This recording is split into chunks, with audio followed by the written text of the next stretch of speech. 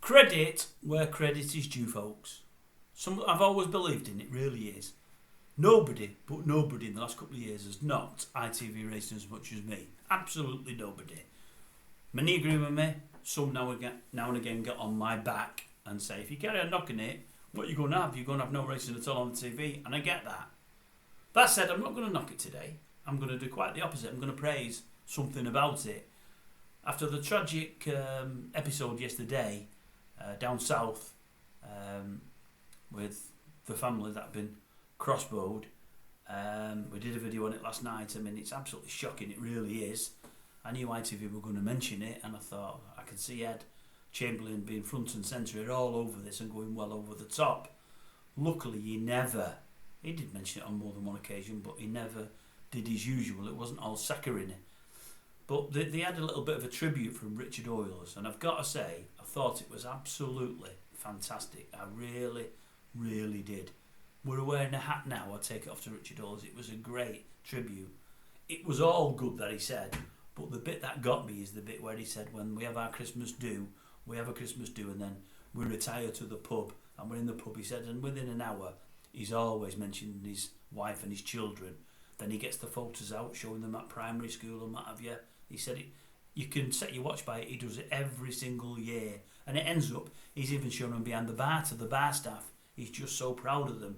And I thought, what a great shame, a man that loves his kiddies that much, to have them tour from him like that. It's just awful. Awful, it really is.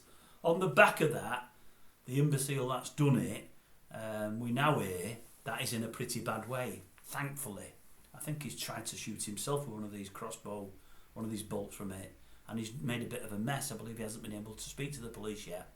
I'm hoping there's a big hole there somewhere.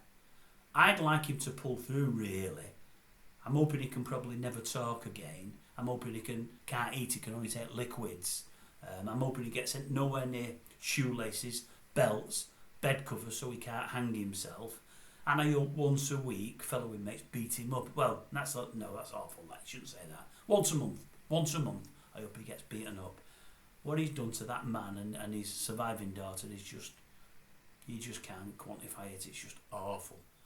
How on earth can anybody think because a young lady finishes with them, they can go around and not only kill that young girl, but other members of her family? Not that you should kill that girl. I mean, at the end of the day, we're all free to do what we want to do in this world, or we should be, especially in this country, but it obviously isn't the case, is it? Just shocking. Anyway, wasn't going to be a rant about him, it really wasn't. I've only heard that in the last half hour, that he's in a bad way. But it was about Richard Hoiles, and I thought it was great what he did, so let me get back to that. Really, really good. And the minute silence on a race course was deafening. It was great, considering how many people are there and how many things are happening.